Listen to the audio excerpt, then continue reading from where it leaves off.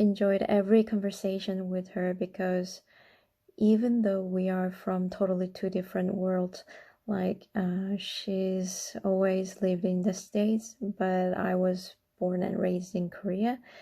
But that difference made us to explain each other how our cultures are different, but so relatable.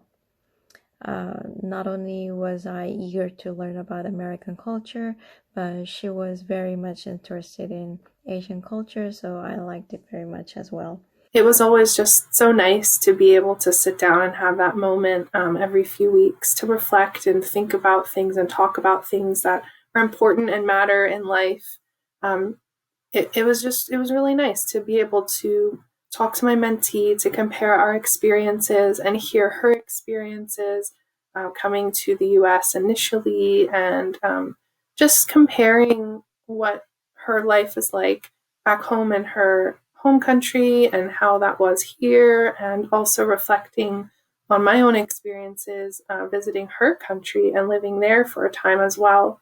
From the conversation with Riley on a regular basis, I was able to get an answer to my questions and understand American culture better.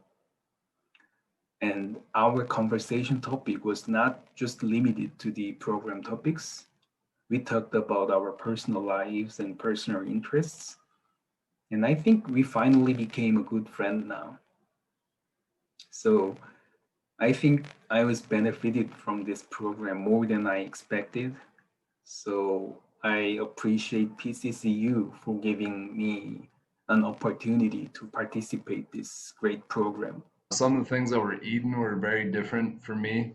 I wasn't aware of what the names of Korean dishes were called until I talked to my mentee.